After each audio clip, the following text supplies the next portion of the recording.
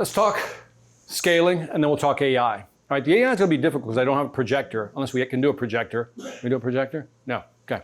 So that might be a difficult one, but I want to talk about business growth and how to scale your business, okay? Now, I'm going to give you two formulas here, or two approaches. Very simple. If you've gone to my workshops, you know this already. There's only 4 ways to grow your business. Yep, an MBA in a box right here. There's only 4 ways. I don't care how anybody slices and dices this thing. There's only 4 ways to grow your business. I'll accept any challenges to what I'm about to say. All right? The first one is to go out and gain new clients. Can't argue that one. Gain new clients, right? Second is to retain your existing clients. Now, here's an interesting point. Did you know that if you can improve your retention by 5%, in other words, not lose 5% of your clients, you can increase your profit margins, depending on your cost structure, by anywhere from 25 to 80%. Depending. Say that again? So in other words, if I can hold on to 5% of my clients, I can improve my profit margin by 25 to 80%. Why?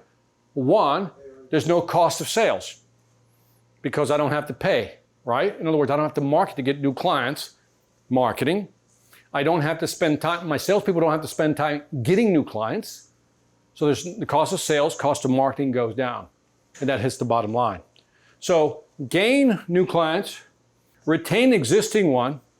The third one, which is, again, this is grow, my favorite topic. By the way, grow your existing client base. Here's what I mean.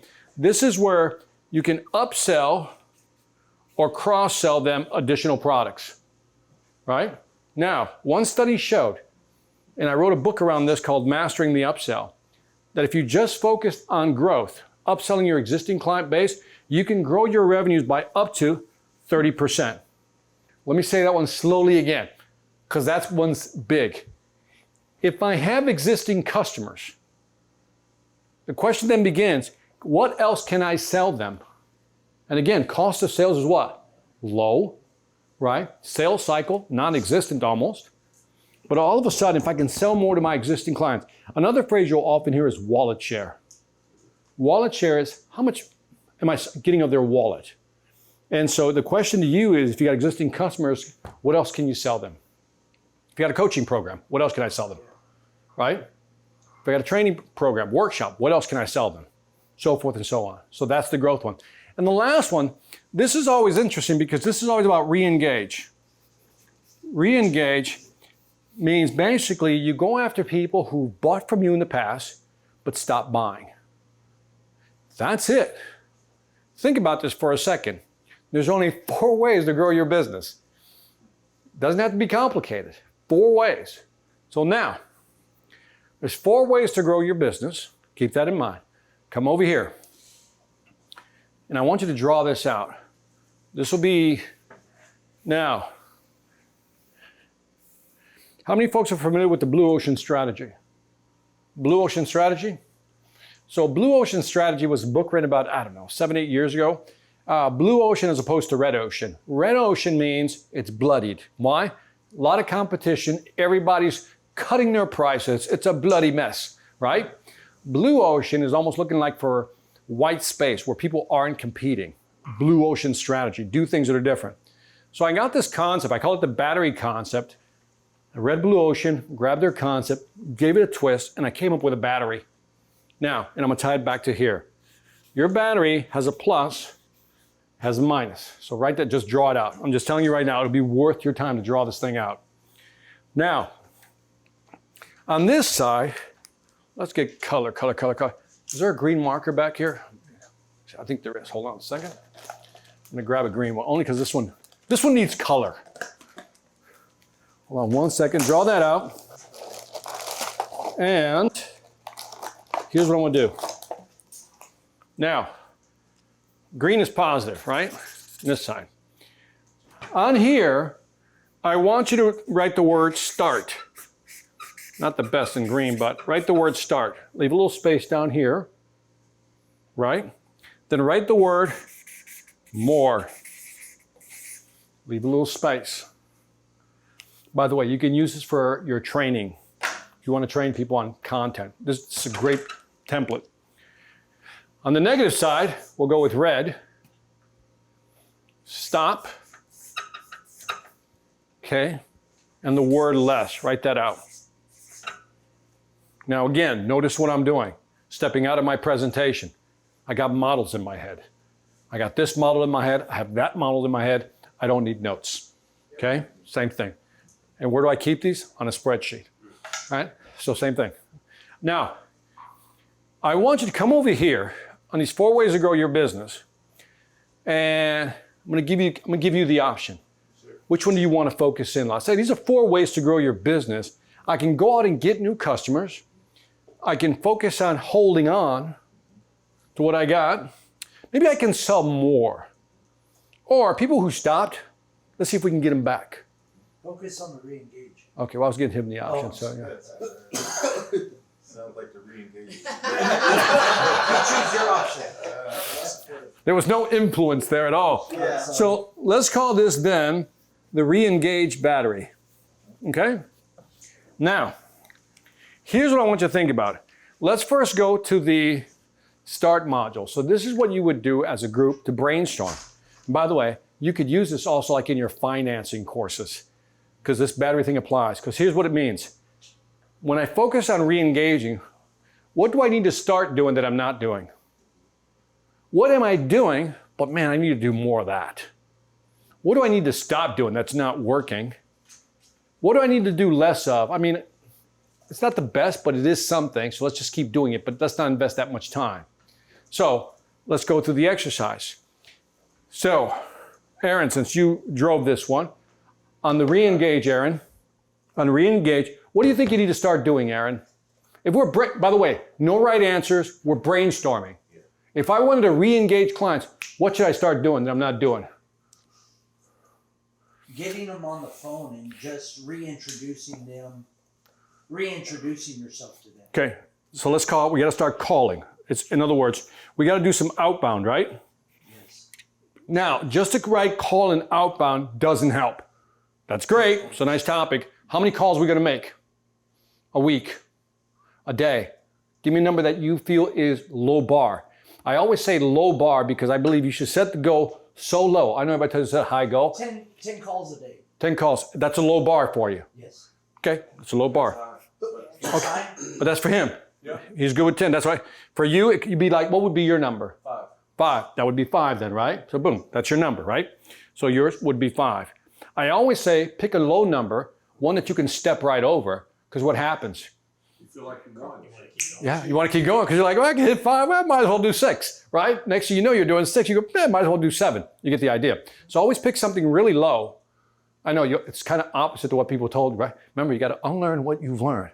Set high goals like that, you'll be more. No, you set low goals so you can hit them and then feel good about them, okay? What else can we do? To start to re-engage, we can start calling. What else? What do we need to start doing that we're not doing? Events. Events. So let's say events. To invite them to. Okay, so how many events would you do? 1 a month. 1 per month, right? Got it. Okay, what are we doing right now that we need to do more of? Sequence. Email sequence. So now you say, okay, hey, you know, Victor, we got to get... Delivering more content. And by the way, Content. more content. And so you give yourself a number there. What would be the cadence there? Jeez, 1 a day. 1 a day? Okay, 1 per day. And then what did you say before that? On the sequence of emails, Yeah. you know, you could say, you know what? We're going to do a drip campaign, right? And at least be more consistent. I would say 2 a week. So 2 per week. Only 1 a day is too much. By the way, 2 per week. And then you can say, and it's always going to be topic driven, Yes. right? Yes. Blah, blah. Okay, great. Okay, what do we need to stop doing that's not working? That's waste of time. Make something up if you have to. You know, here, I'll give you one. You know what? We've been using search engine marketing, pay-per-click. That's not working. I don't want to do that anymore. I don't see any results, anything, traffic being driven by Google, whatever it may, you know what I mean? Stuff like that. What do we need to do less of? We're doing some, but we need to do less of. Market. Was that? Ad buy. Ad buy? So less ad buys, and then here you would give it a number to be specific. You got to be able to track it and measure it, or else it doesn't mean anything, That's right. right? So it's got to be like, Measurable. right, so this one is 10 or 5 calls per week, right? We're going to have 1 event per month. It's measurable, it's trackable. Now, you do that for a month, see how it goes. If it's working, great. Let's do it for 2 months. But what you can do is, I do this re-engage battery, this plan for re-engaging, month 1. Month 2, I pick up retention, or one of the other 3. And then say, what do we need to start doing? And then go through this exercise again. See what I mean? That's all it is. It's just an exercise to say, okay, because sometimes we spend all this time trying to create a blueprint, but that's all you need for a blueprint. What is the focus? What is the focus, right? What do we need to start, stop, more, less of? That's it. So those 4 things. This is how to scale are your the business. 4 ways to scale. 4 ways to scale your business, right? Any questions on that? Okay, Month 1, you pick one. pick one. Month 2, If you feel like picking another one, pick another one, or just keep going. But let's say you get this one down to, let's say you do this for 3 months, we got this down. This has now become habit, right? We got it. Because sometimes, when you implement something, it takes you a while to kind of get it going right. So we get it going after 3 months. All right, we got this running. Let's go pick another box. Let's go for it. That's what I would do. Oh man, Yeah? that's a simple plan, but it's an actionable plan. Yep. And it's systematic, so you can think about it. It's not like they. good. Yes. Exactly. It's like, Thank you for explaining it the way I would typically explain it. That's it. It's very tangible. You go, yep, yep, yep, yep, yep. That's how you grow your business. Now, MBA in a box, baby. MBA in a box. Yeah, you can use that too. Everybody's like, yeah, okay, MBA in a box. Now, so that's that right there. Let's just leave that over to the side right there. Now, this might shock you, but there's only 4 ways to grow your sales. Right? So again, everybody wants to complicate life. Here's sales velocity equation. Write the sales velocity equation down. You don't have to tape it. That's fine for now. Here's the sales velocity equation. Ready?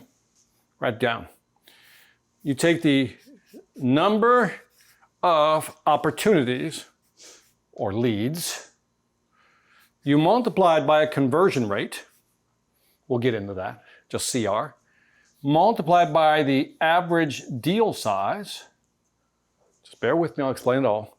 And you divide it by the sales cycle. Okay? That's it. ADS. 4 ways to grow your sales. That's it. Number of opportunities, your conversion rate, your average deal size, divided by your sales cycle. Let's put the number on this thing so we can understand what it means, okay?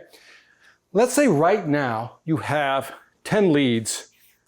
And by 10 leads, I mean qualified leads. 10 people that are looking to buy your stuff. Maybe you put a proposal out, right? And on average, your proposal or average deal size is, let's say, $10,000, right? Average deal size, kind of broad average. Let's say that on average, said Victor, our average close rate, got 10 proposals. I think we typically close about 40%, okay? So we call that 40% or 0.4. Right? Now, it typically, I'm making this part up, takes a month, 30 days to close a deal on average. Any questions on this so far? So, if you were to multiply this out, somebody's going to help me with this, right? If you were to multiply this out, I think it's 0.4, that's 4. It says 40,000 divided by a month. So let's call it 40,000 per month. If you divide that by 30 days, you'll get a number, right? Now, so your sales velocity is now this, if we were to calculate this today. Here's what's interesting. Here's what's interesting. If I were to increase this by 10%, that means I got 11 deals.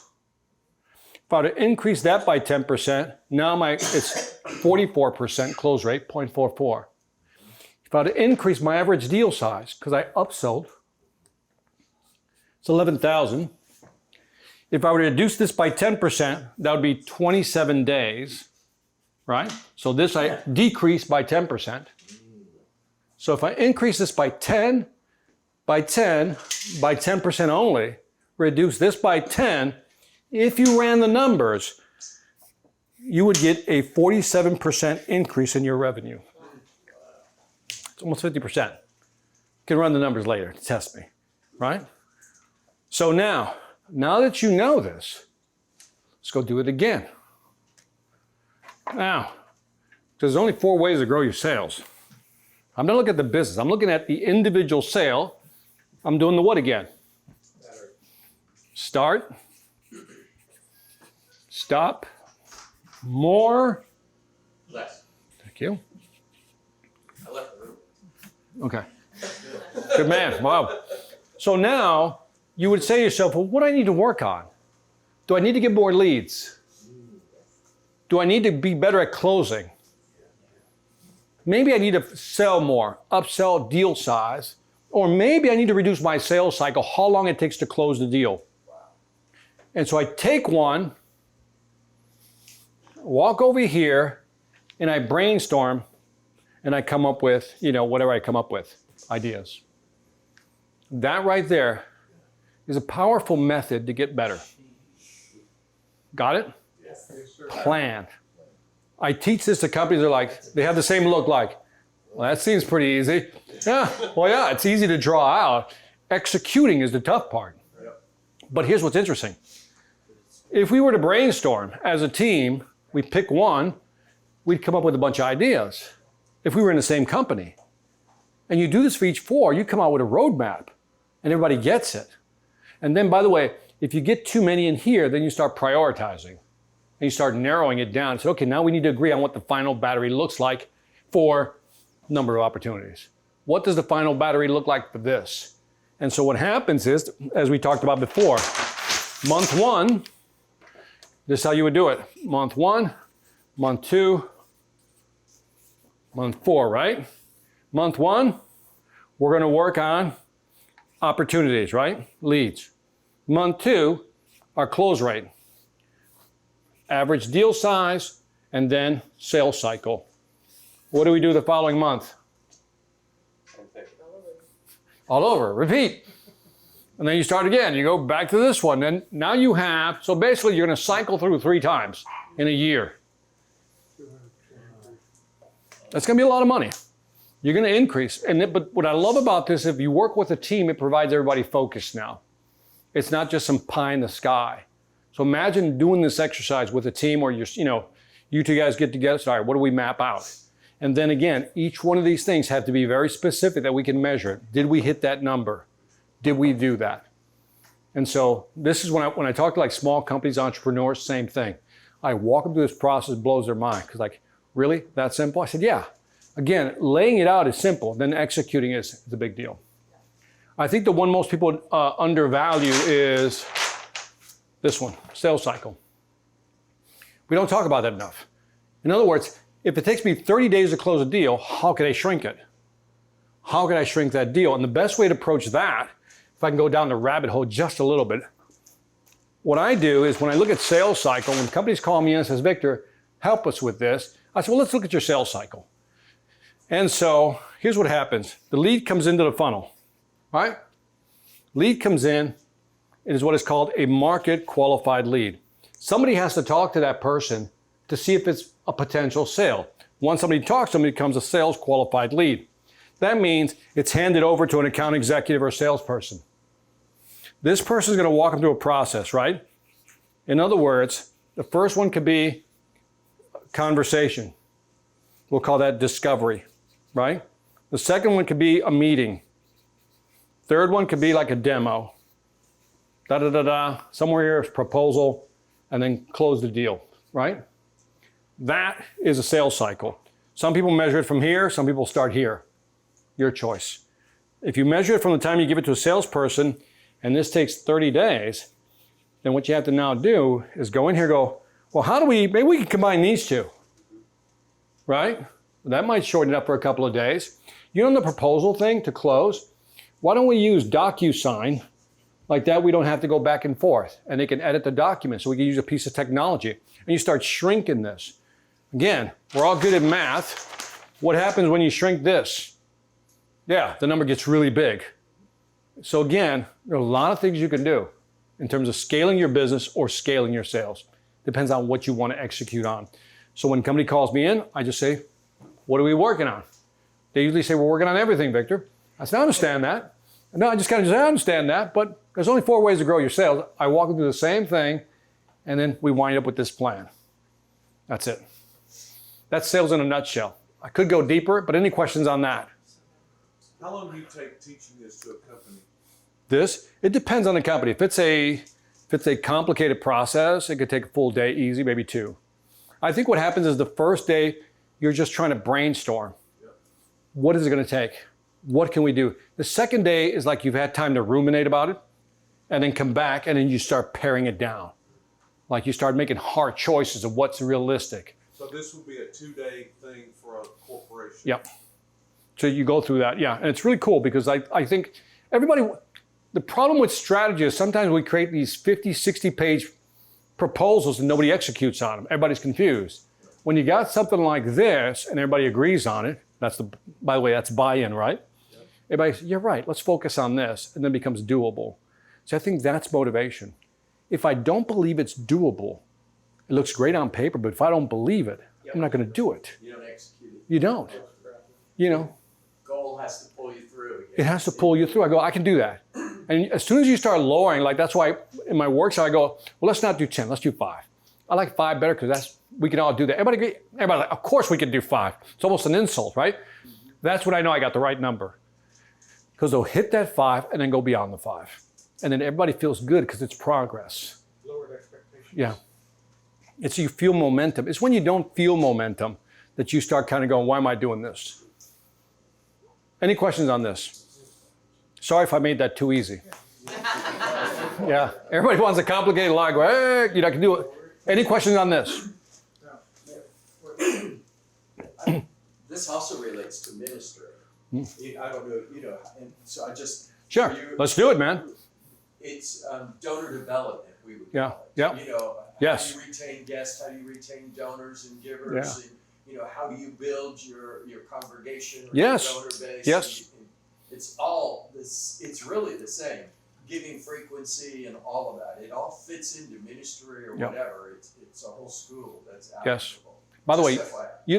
no, FYI is good. I've worked with nonprofits. If you think about it, it's almost the same thing, right? It's a business. Yeah, it's a business, right? They're trying to get more donors to give, and we're trying to close them, and we're hoping they give a higher donation. Frequency of giving. And by the way, you can actually multiply that by frequency Yep. to get, a higher velocity. Good point. And then you can reduce how long it takes to get that business or that donation. Yep. So all these things, like you can modify your website to accept not money, right? Or live chat bot or something. Or whatever. Yeah, it might be that. It might be that. Accepting different currencies, whatever it may be. That's it. Any questions on that?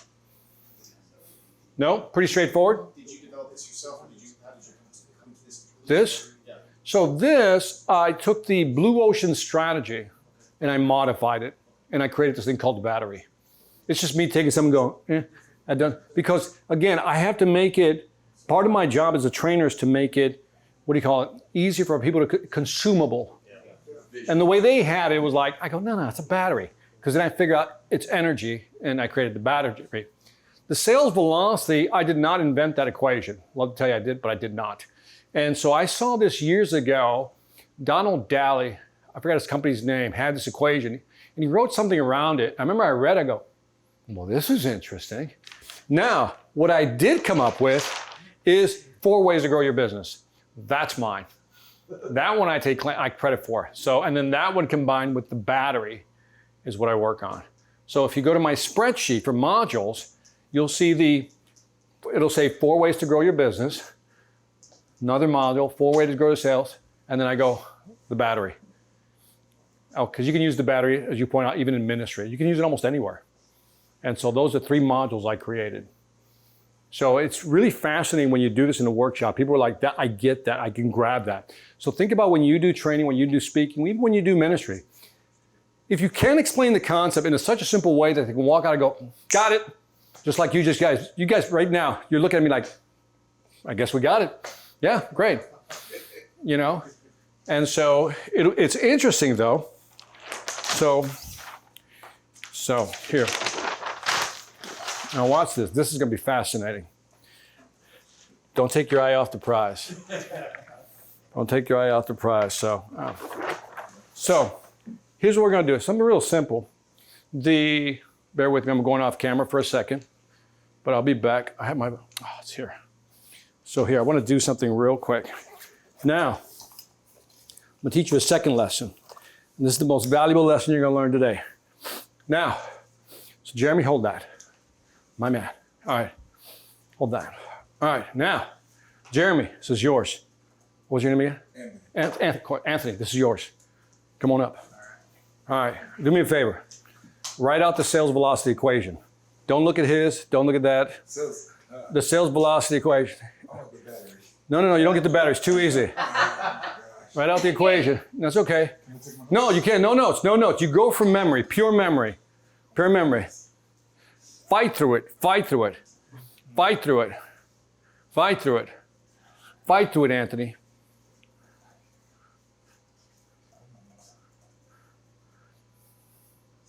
All right, so give me the pen, Anthony. You done? Yes. Okay, have a seat. Cool. No worries. Jeremy, have a seat. Let me see. Bam. Got it. Okay, so it was, by the way, so leads, what is it? Closing rate, average deal size, sales cycle. Beautiful, man. I love that, man. Give my marker back, man. Stop.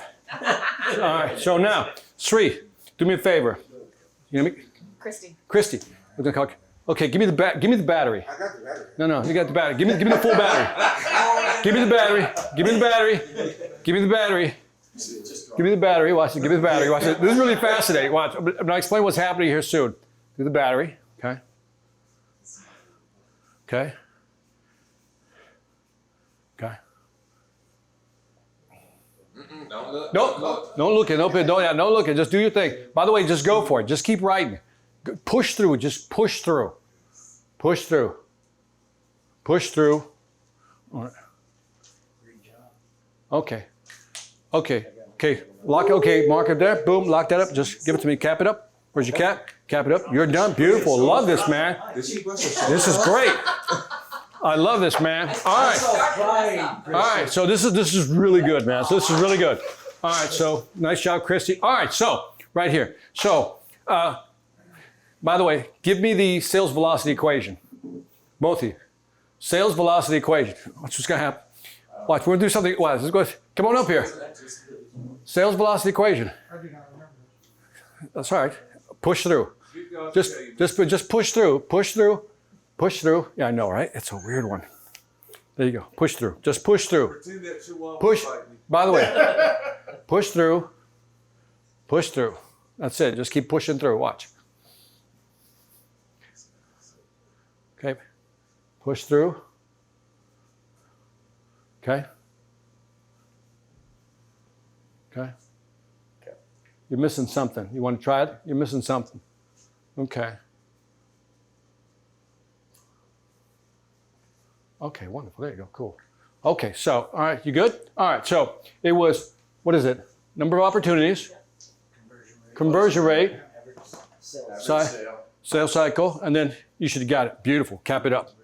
Cap it up. All right. Good job. Man. Wait, we ain't there yet. All right, Anthony, it's time to shine. Give me the battery. Give me the battery. Okay, give me the battery. And I says, give me. Huh? Flip it over, man. Flip it over. Give me the battery. Okay.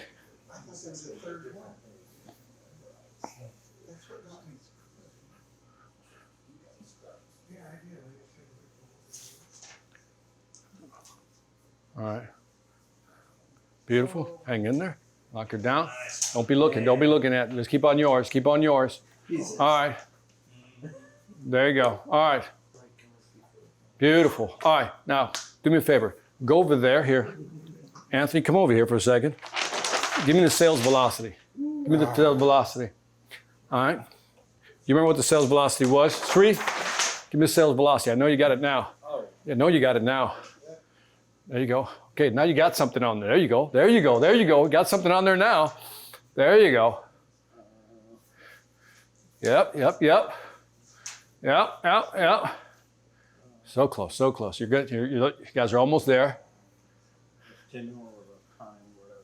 Yeah. Get on your bike, man. Get on your bike. There you go. Get on your bike, Anthony. Get on your bike. Start pedaling. Okay, my man. All right. So you got the sales cycle, dude. So what happens is what was that sales cycle? Remember that? Yeah. That was it, right? Now, cool. All right, you're done. Now, here's what's happening to your brain as I'm doing this to you. You were first absorbing the information passively. Yeah, got it. Yeah, got it. That's what you did, right? Yeah, got it. So then, from a neuroscience standpoint, here's what I force you to do. If we can look inside your brain, you thought, the thing is, you had it in what they call short-term memory, but you didn't have it in long-term memory. I thought there was a third thing that I was forgetting. Was that? It probably was. I thought when I was up the Something. third round. What's happening now is that you put it in the short-term memory, got it.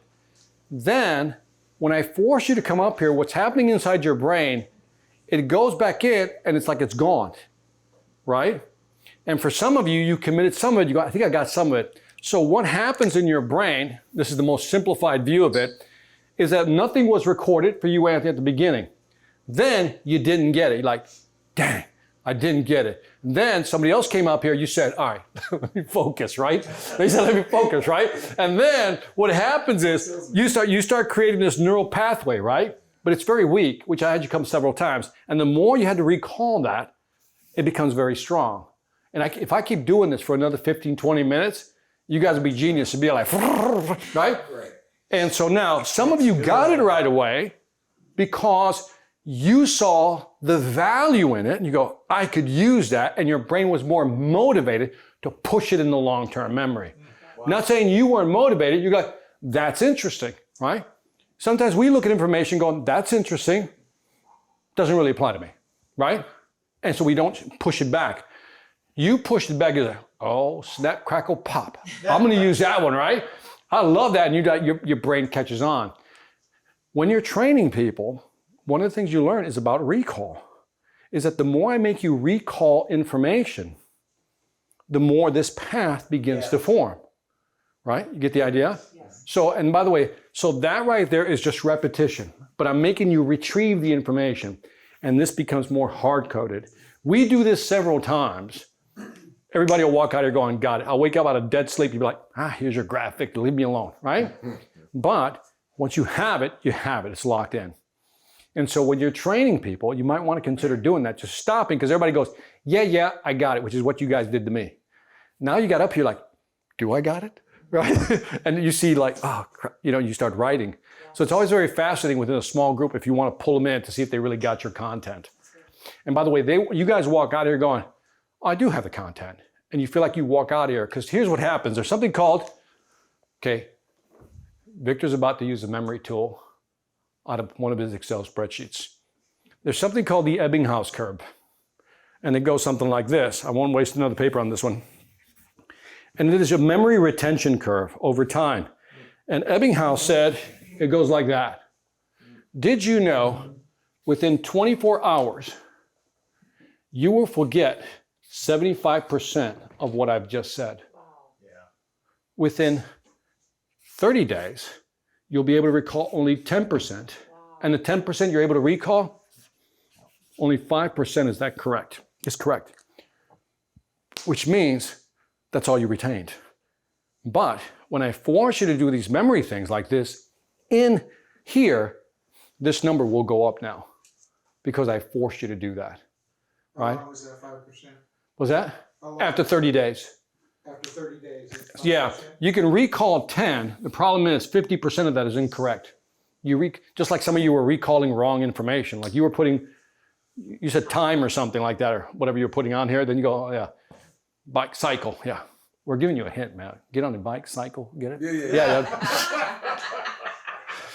Anyway, I so was thinking about my laundry. I was like, oh, yeah. So yeah, number of leads, conversion rate, average deal size, and then your sales cycle. So now, hopefully that's wired in. Do you have it wired in? Yes, sir. Do you have it wired in? Yes, sir. Don't be looking at my sheet. Don't be looking at my sheet. All right, can prove yourself. Let's get this over with. What is that PowerPoint? Which one? The chart, The Ebbinghaus curve. Okay, sales cycle, sales velocity. The guy's name is Ebbing. I think his first name is Herman. Herman, could be Herman the German. There you go. Of course, Haas. Wonderful, wonderful. What was that everything called? Was that this curve? Yeah. This is the Ebbinghaus curve. Ebbinghaus curve. Yep. You got it. Sales cycle. Now, by the way, you know what's cool? For bonus points, 4 ways to grow your business. Who wants it? I got it. Go ahead. No, you. 4 ways to grow your business. In fact, just give me one. Fill in one of the boxes only. Sri's going to fill in the second one. There's only 4 ways to grow your business. Sri, pay attention. It's to gain new clients. Hand it over to Sri. See what he's got. What you got, Sri?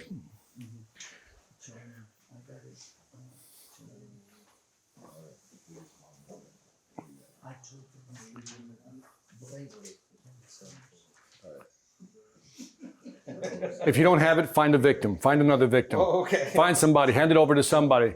Christy. What you got, Christy? What you got? Now, what's happening to your brains right now is you're trying to fill this in and saying, which one is she going to grab that I'm going to do? Give it to somebody else. And then now you're going, let's see which one he's going for. And so, which is the one he was focused on, right? So he wired that one in.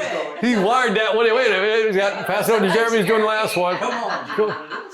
I do. Yeah, okay. Yeah, You got this. I know you do. yeah. Boom, there it is. Rich. Yes. Right. Now, by the way, perfectly done. Now, again, what's happening to your brain, you're like, oh, okay, do I know it? You know, your brain's doing this. And by doing that, it's questioning itself. It's actually pushing stuff into long-term memory.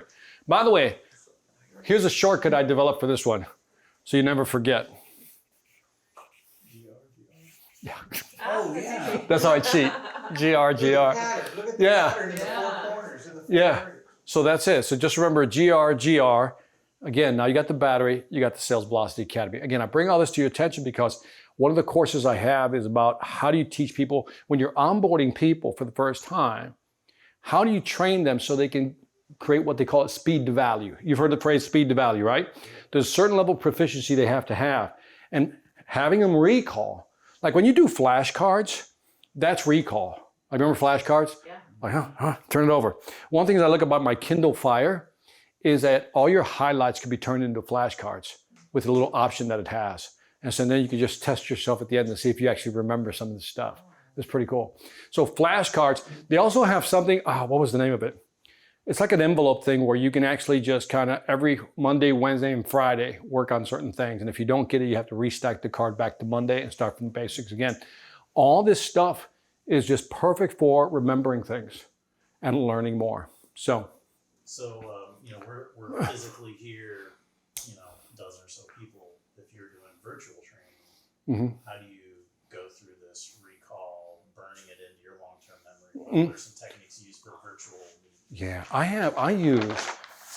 have you ever used Mentimeter? Beast. Mentimeter, I can't do it here, but I'm telling you, this is like winner chicken dinner when I do it every time. It's like $15 a month, I think, maybe less. So Mentimeter lets you create these PowerPoint slides. First, you just log into Mentimeter, and then you can create quizzes, and it has leaderboards. It's the coolest thing in the world, because what I'll do, to answer your question, Jeremy, I said, all right, you guys all got it? Everybody on virtually says, yes, we do. Okay, well, perfect. Let's go ahead and take a little quiz. And then I switch over, and a little switch to the Vibe board, and I have the Mentimeter. You can also share. You can share it. And what it is, it gives you the way it works. By the way, go to Mentimeter.com. But for the actual quiz, you go to Menti.com, and there's a QR code or a number code that they give you, Jeremy, right? That's generated. So you can put that, by the way, before your slides start, first slide is always going to pop this up. All right. You say, all right, everybody, take out your phones. Go ahead. Now's your time to take out your phones. Scan the QR code, and I go full screen. Or you can just go to Menti.com and type in this code. I will wait for you to jump in. And then it shows everybody's avatar jumping in. So you can see all the avatars jumping in. Simple to use, man. It looks intimidating, but it's not. And then I go, all right. Then I would do the 4 quadrant thing. And then I would make something up like gain, reassess, or something like that to mess people up, and they would take it. And by the way it scores it is if you get the answer right, but also speed to answer. And then it automatically generates a leaderboard after the first question. And it'll show you which avatar with names are in front. And that has always been like a hit, man. People love that. And so it just creates this different, people just want, and then if you offer a prize at the end. I'm sure salespeople, a lot of these probably love that. Oh, they're like, yeah, let's do this. But what's interesting is something's happening psychologically. You're competing, and then it'll pop up. Oh, by the way, so it'll pop up who got the right answer, who got the wrong answer. Not individually, just in numbers. Like 5 people got it right, 7 people got it wrong. And then what happens is those who got it wrong go, how did I miss that? Well, that's right, it's this. They're learning. You know what I mean? That's the subtlety of it. They're learning. And then the next one, same thing. And then you do about 5 questions. By the way, 5 to 7 is the amount of questions I would do.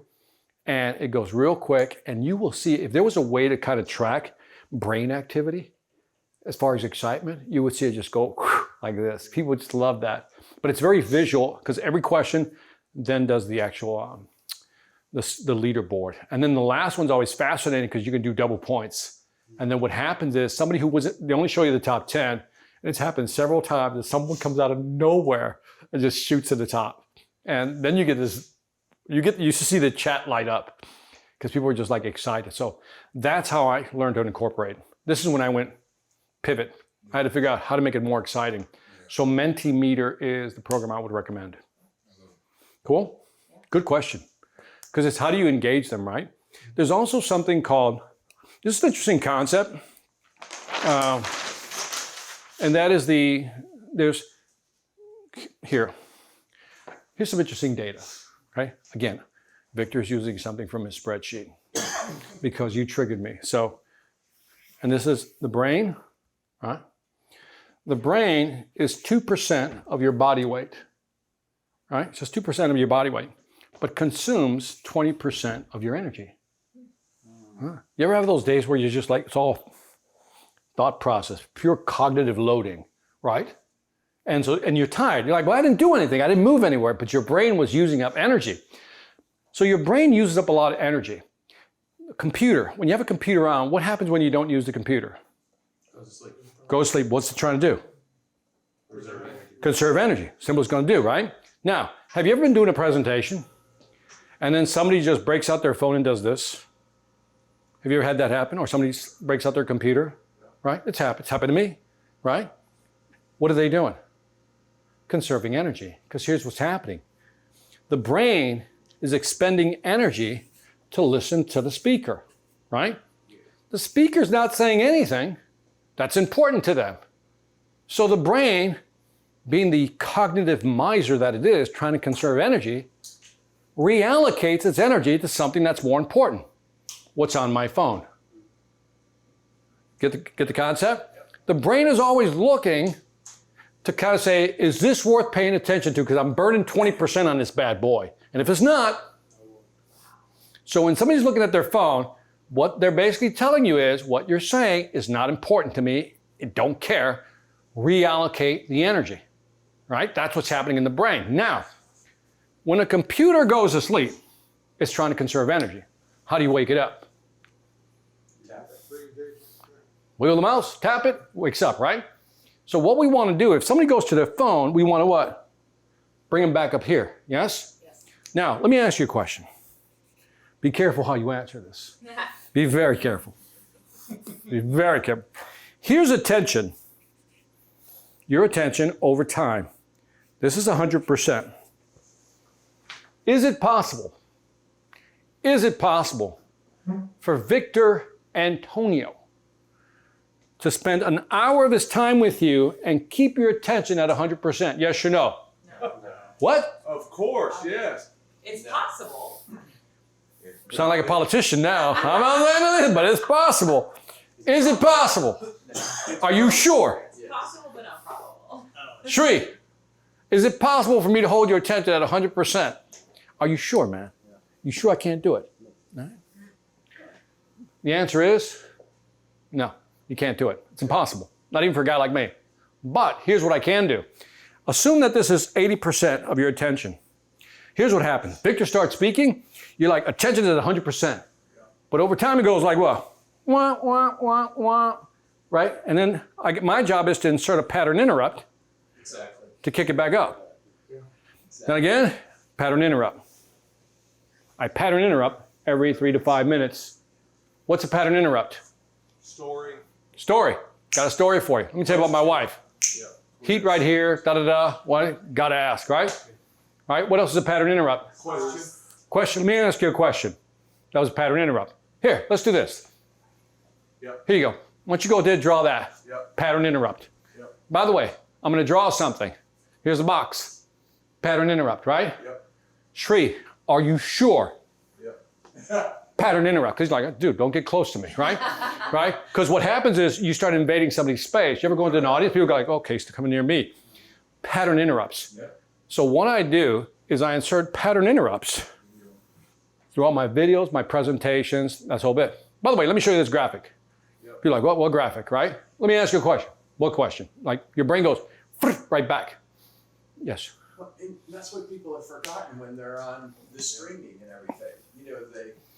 They're just stand talking. behind the pulpit and forget to go out and they don't want to go off camera or whatever. Yeah. And so we lose all of that. Yeah. Got to find a way to build. Even the pause, right? Yeah. By the way, even if you're on the pulpit, you've seen the best of the best do it.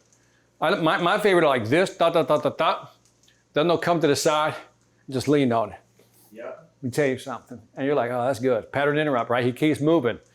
Walks over or gets frustrated. Even if they take a drink of water and makes a comment, pattern interrupt. They're like, you watch the best speakers. The one that fascinates me, that I think he's the greatest speaker. I'm gonna tell you why I think he's the greatest speaker, is Jim Rohn. Oh yeah. Because the Rohn man, Jim Rohn, stands behind a lectern. By the way, don't call this a podium. A podium you stand on. A lectern you stand behind. Yeah.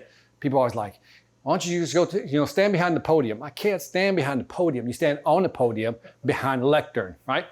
And so Jim Rohn stands behind the lectern and he doesn't move. 2 hours, 2.5 hours. And what he does is he tells stories, and his voice, his cadence is the pattern interrupt.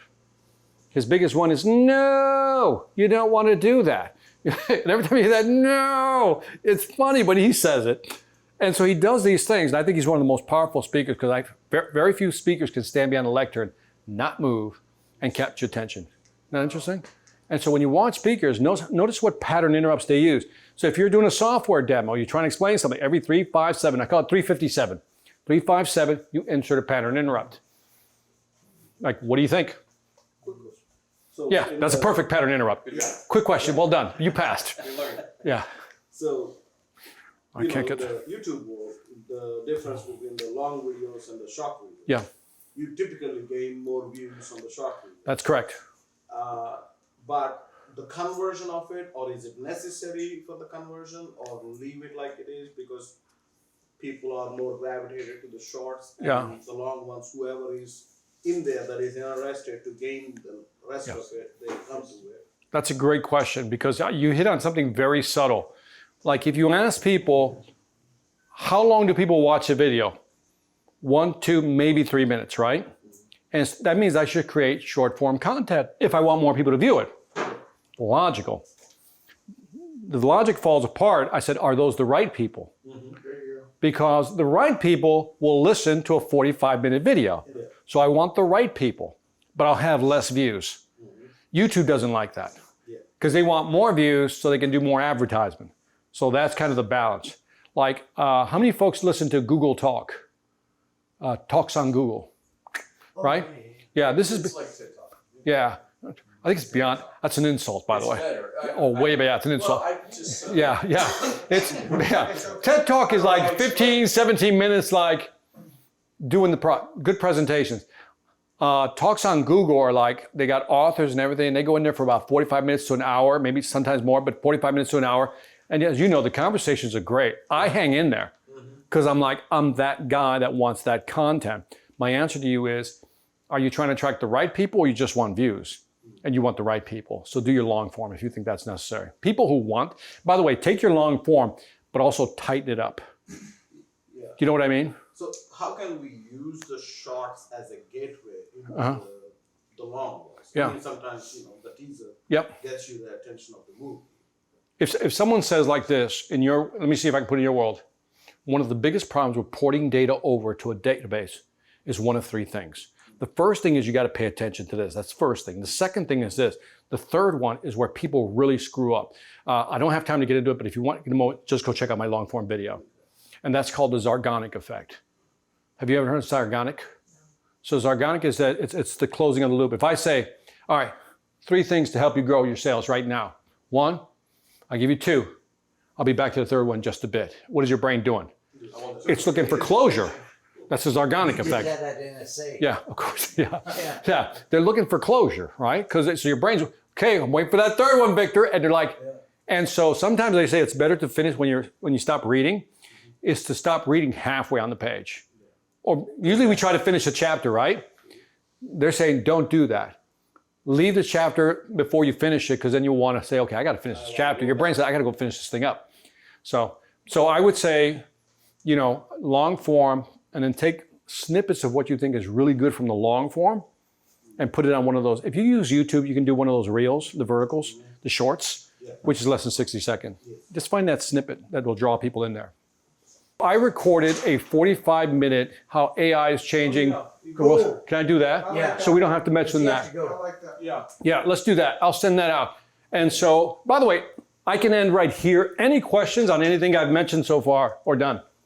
I got a question about that Yeah. database for recording those things for your stories. Have you done a video where you explain that process and how you set that up? No. Okay. Only because it's like, I rarely show it to anybody. You know. So, give me an example of like how you do that like in electronic format? I do Google Docs. Google Docs. Okay. So let me just show it to you. I can pass it around.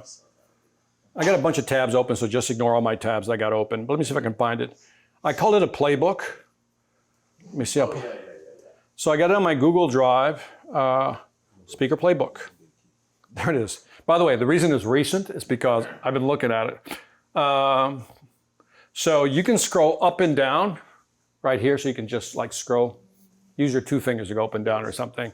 So right here, yeah, you can't do that. Yeah, you're such a PC guy. So, These are for old people. okay, okay, so, by the way, so that's it. By the way, you don't have to scroll. You can just look at what the stories are. If you want me to explain it, just pass it around. And you can scroll. Creating your own database. That's it. And they're just stories. And it's, again, you go through them, and if you scroll up and down, you'll be able to say, points that that trigger give me. the memory for you to go back to. Yeah, when you I'm just trying to be triggered. search that. That's Like, for example, video, search- yeah, it has Ebbinghaus, the Ebbinghaus curve. Well, I know what the curve is. I know what the data is. Well, I'll put the notes in. The brain thing, 220. It's my way of remembering that. 2% of your body weight, 20% of energy it chews up. Pattern interrupt, very simple, I right? think Zig Ziglar had no computer and had no spreadsheet. You what?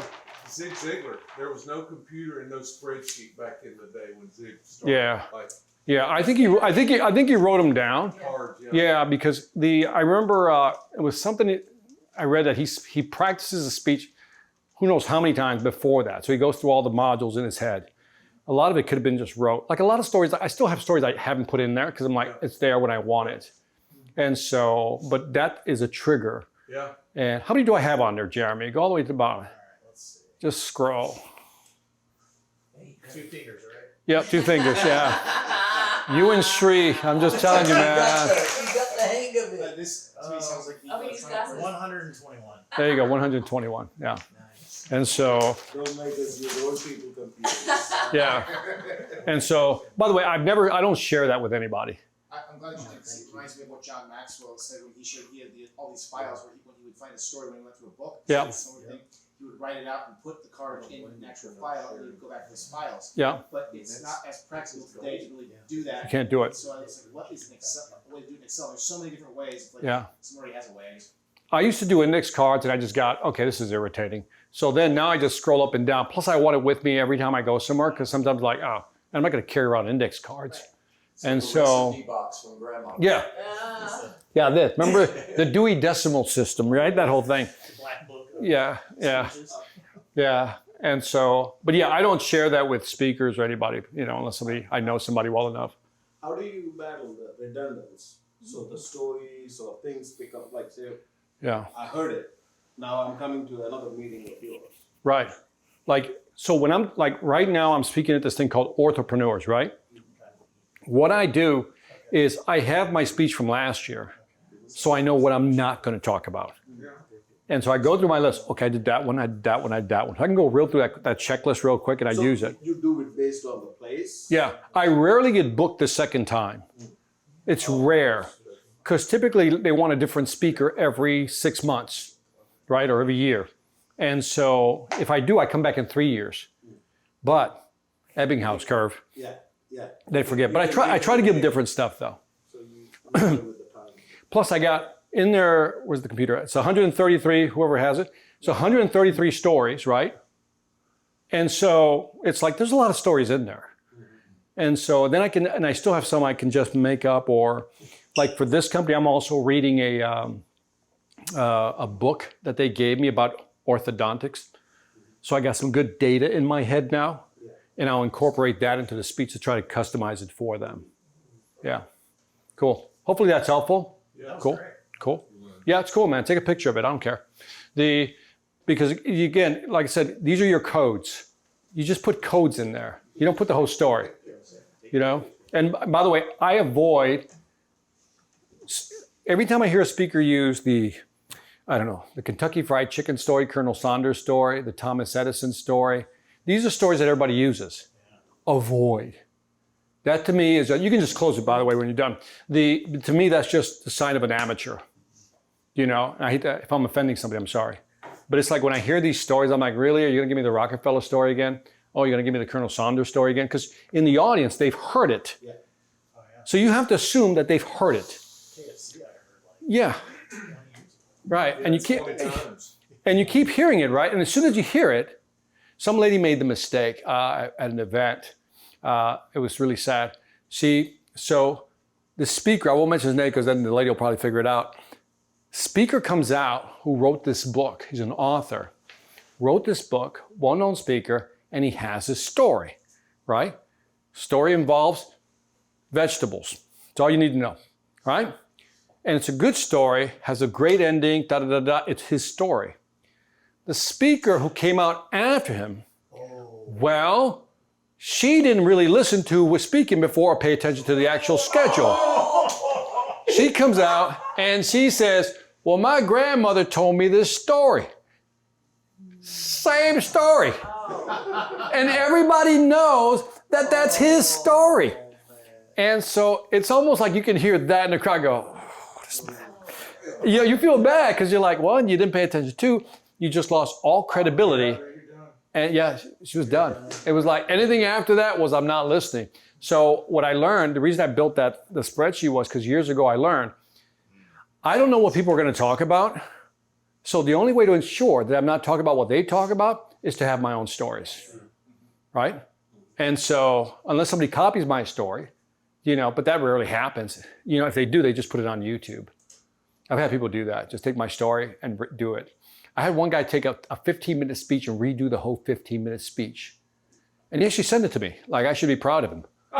It was actually pretty good. He redid it, so it's not truly plagiarism. No. When I say he redid it, he almost verbatim, 98% stories. Yeah, he just repeated the thing. And then he sent it because he was proud. I'm like, it's not cool, man. But I'm like, all right. But he gave me credit for it in the video. In the description, I go, I guess that's, what am I going to do? I'm like, that's not cool. I would like you to take it down is all I said to him. And I don't think he took it down. It's okay. Yeah, I'm not going to get it. The AI. What's that? AI. Yes. Just a quick question. Yep.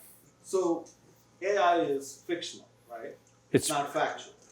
AI is fictional, not factual. Okay, that's a setup, but go ahead. Go ahead. What's fictional about AI? Because it doesn't know the original. I mean, it goes from a point A to point B. Right. It doesn't authenticate point A is factual. It just builds from point A to point B. Your knowledge comes from where? I get that. Yeah. No. So yeah, are we fictional also? That's what I'm saying. That Yeah. is true. I Yeah. get that. But in the process of it is the market that you are in, or the market you are building. So are we? The conflict of it also comes maybe someone like me, who dwells so much on the factual matters and fact and fact and Yeah. fact. Yeah, yeah. So how? I mean, like the bypassing and utilizing that tool Mm-hmm. to the better advantage. Right. You know, the transactionality of conscious versus information. Right. That, did you face any issues with that with the Okay, so in the AI world? So we back up. So there's something called the point of singularity, right? The point of singularity is when AI can basically replicate, conscious mind, right? We're nowhere near that. But if you listen to Kurzweil, who talks about, it says another by 2050 we'll be there. We're not there yet, who knows? Yeah. There's something also called the Turing test. The Turing test is basically if there's Jeremy right there and a computer right there, and I put a screen in front of me, and I start talking, can I tell if I'm talking to Jeremy or a computer? And if I can't tell the difference, it passes the Turing test Yeah. by Alan Turing, the guy that worked on the atomic bomb, right? Yeah. And so we have reached the point of the Turing test. It's passing. And so here, I'll give you some quick AI predictions I think are very fascinating, because when you have to think of AI as, and the guy from Wired magazine, something Kelly said is interesting. He says by the way, there's electricity in your computer, would you agree? Lights, TV, that's called electrification, right? Electrification, right? He says AI is cognification. And that is where he says AI is a utility, like electricity, that runs through things. Yeah. So that TV will be smart. I can make that refrigerator smart if I cognify it. So that's all AI is. Alexa is AI, right? So if you think about it that way, you go, everything will be cognified, which I think is pretty interesting. Yeah. So now, the question then becomes is, where does this play? How does it help us? How does it not help us, right? Yeah. So here are the predictions I made. The first one is, like the search engine results page, I'm going off memory now, is dead. Is what is known as, in engineering terms, it's on this asymptotic slope. It's going to zero, it's going to go away. That means you're no longer going to get on Google, is what I'm saying, in a few years, 5 at most. You're not going to get on Google and have all these search pages anymore. I know, hard to believe. What you're going to have is a digital twin called Sri AI. And you're going to tell Sri AI, all right, I'm looking for a camera. I need these specifications.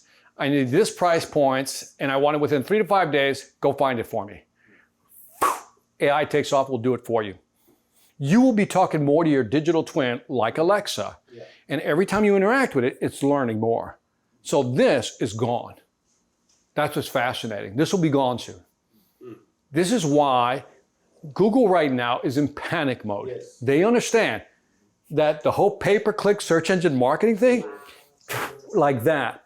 Second is that, here, it takes you 4 years to finish a bachelor's, 6 years to finish a master's, and let's just be nice and say 8 years to finish a PhD, right?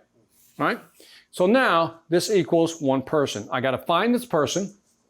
I got to find them. I got to hire them. I got to relocate them, and then I got to pay them, and then I have to keep them what? Happy. All right? I don't have to do that anymore. I write a bunch of line of code, and I now just created what? But I have a one-to-N problem now, in a good way. I can take this code and what? Multiply. Control C, copy, paste. Yes. Now I have N. Now, people are going to say, well, Victor, there's no way that this thing can talk to people. Yeah. Yes, it can. Yeah. And it does. Yeah, have you seen the Tesla? Yeah. The Tesla conversation with the AI. It's a sales bot selling, asking open-ended questions, guiding the conversation. Have you seen the Google Duplex one? No. Okay, Google Duplex is the AI making a reservation at a salon, and then it makes a reservation at an Asian restaurant where the lady has broken English, and it still does it. Yes. Yes. Yeah, so now I can hire as many people. Yeah. My, Yeah, Go go ahead. ahead. No, no. No, my question, I mean, that is where my fascination is. I can clone myself Yes. and sell to you. Correct. As Yep. the company, right? right? That's the market. Do you see that's where it's going? Yes.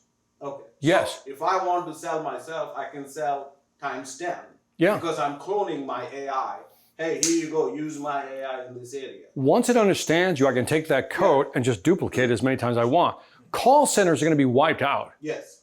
So Goldman Sachs, Goldman Sachs came out with a number, said in the next 5 years, I think the time frame is 5 years, 300 million jobs lost, I think 17 or 18% of the global economy.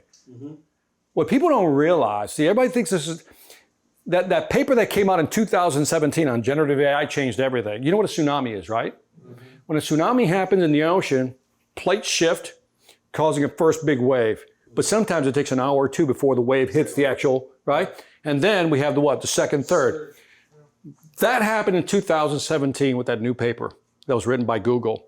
Now, all the products are being developed. ChatGPT is just one wave making landfall. What's coming after that is so destructive from an employment standpoint that everybody's like, no, it ain't. Oh, yes, it is. You'll remember this conversation and go, he wasn't lying. Because it's not the same. People think, oh, it's just automation. No. The thing can have a conversation with you. I'll give you an example. I wrote an article about this called the St. Valentine's.ai massacre, right? So there's a company called, I forgot the name of the company, but anyway, the bot is called Replica. Oh, by the way, the name of the company is called Luke for some reason. Replica is a software you can use. For $69.99, you can talk to this bot, give it a look and everything. By the way, just search for it online or look for my article. And it will learn you, so to speak. It will know you intimately. It will even know how you think. It's learning with every conversation it's learning. Do you understand what I'm saying? It's learning with every conversation. But, or I should say, and if you're willing to shell out $2.99 a month, you get the ERP feature. Erotic role play. Yeah, right? I'm not making this up. Erotic role play, which means you can go get intimate with your bot, right? And so they turned on this feature, and some people signed up for this. Yes. And they got very intimate with their bot, right? Right? And so what happened is groups started complaining about this. And because they started complaining about this, Luke, the company, says, we're going to turn off that feature. Well, then all hell broke loose. If you go on the Reddit chat site, 70,000 members, about 95 wanted to cancel their subscription because they had become so intimate with their bot. This was almost like lobotomizing your bot, right? And so like, I forgot the number, but it's a crazy number, like 95% wanted to cancel, but they couldn't. Why? Because if they canceled their subscription, they killed their bot. They broke up. Now, you think, really, Victor? Oh, really? Because they had to provide suicide advice and prevention hotlines for people who wanted to off themselves. Because they lost their computer companion. That's how much they had connected. The thing is, you're thinking about, and I understand your question, you're thinking pure consciousness, right? Yes. But think about what happens. The human psychology is all about superimposing, right? And so, you remember when they had old televisions? They had what they call scanning electron microscopes. I don't know if you remember this. Okay, I'm getting too nerdy here. But anyway, your screen was phosphorus, and there was this beam that went like this, right? And that's what gave you the picture. It did at such a speed you didn't know. And your brain automatically what? The gaps, right? Back to the bot. Even though something was missing, you filled in, from an emotional standpoint, whatever was missing. And you what? It was like this dual entity symbiosis with the bot, a symbiotic relationship where people wanted to kill themselves, like literally kill themselves. And so when people say AI is not real and they'll be able to connect with humans, you're missing it. It has, it's already done. And so this is another one that these bots are going to become very intelligent and they're going to become your best friends. Yeah. And another thing, like like how do you, like say for example, I'm creating my clothes. Yep. Like somebody that is good at customer service. Yep. A piece of me that is good at customer Yep. service. I want to sell it in the market. I'm cloning myself in that line. I'm creating what all I want. I can market it whatever, whichever way you look at. Now, how can I own that digital space and nobody can replicate it, like patent rights right now? I don't think you can. I don't think you can because every company is going to create their own. All right, so here, let's give you a visual example. How this might work? So, because your brain power, I can probably duplicate. You know how? I got just interviewed 10 street-like guys like you, and I got your data. Yeah. Why would I want to license it from you? That'd be one. I wouldn't do that. What we're missing is that if here's the SriBot, right? Here's your SriBot right here, right? We can clone that, right? What's interesting about the SriBot is that every time I interact with it, it gets what? More like Sri, right? And then it passes on the information to all the SriBots, right? What's also interesting is that if you're working for like, you know what Wayfair is? Wayfair or IKEA, let's go with IKEA. Let's say IKEA has, and they probably do, 100,000 SKUs. Stop keeping units, in other words, product lines, right? If they bring one more online, all they got to do is download it into what? One Sri Yeah. replicates itself. Everybody's trained on the product. Oh wow. Everybody's trained on the product. Yeah. Customer service is going to be amazing. Yeah. See, everybody thinks customer service is going to be like a chatbot. No, the chatbot's giving you this misunderstanding of what this really is. No, this thing is going to have conversations with you. Yeah. It's going to ask you like real sentences, like, you know, or real questions like, well, tell me why you want to buy that. Yeah. By the What way, is your impulse? What is your intention? What is yeah, I'll leave you with this one. There's a website called, I think it's called Land Lens. It was founded by Andrew Ng, who founded the company Coursera before he sold it. On your laptop, you can go to, just look for Landing Lens. Landing Lens. It's a cool tool you can use for free. So I can train the tool, like I can grab this right here, laptop, right? And let's say I'm selling cups. I'll use cups, right? So what I'll do is I'll break the cup, right? Take several cups, break it in different ways. And then what I'll do is I'll take a picture of it. Broken cup, different angles of the broken cup. Break another cup, give it more different angles, right? And then upload all the pictures just like we do, upload images. And then I just circle or put a little square, like highlight, broken cup, broken cup, broken cup, broken cup, broken cup, for 100, right? I hit the button, it says train the machine. It trains it right there within 2 minutes. Now, I then take a cup that's not broken and just tell it, is this broken? It'll say, no, it's not broken. It'll be able to identify. Now, you're saying, what's the big deal? Think about this for a second. Your IKEA, you ship out a product, it arrives broken. All it's going to do is say, take a picture of it and send it, upload it. It's going to tell you, upload the picture. It'll look at the picture and goes, that's a broken cup. It'll automatically go to the bot and say, order a new one, send it to you, we're done. Not one person, One person had to touch it. that's what we're dealing with. Can I ask this? And I got- So good. Go ahead. The last question, I guess, for me. Yes, he has to Yeah. check Oh, out. sorry. No, go ahead. So now I know the businessman will take advantage of it. Yeah. This the AI part. What is the advantage for the Consumer? employee? Yeah, Well, first of all, for the consumer, not the consumer. Employee. oh, you're gonna lose your It's the job. employee. You're gonna lose your job. You're either gonna be replaced Yeah. or displaced. Yes. Here's the problem that I see. I think you're gonna be replaced, not displaced, and that's not good. Yes.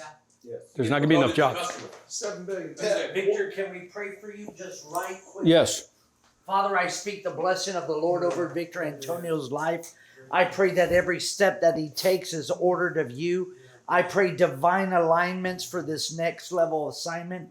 I declare that the blessing of the Lord, Father God, that makes him rich and adds no sorrow to it, will continue to be upon his life. I pray that goodness and mercy and favor will follow him and his family all the days of his life. I pray that you would cover him with the blood of Jesus. We speak the blessing of the Lord over his life in the name that's above every name, In the name of Jesus, amen. Amen. Thank you very much. Thank you, man. Thank you.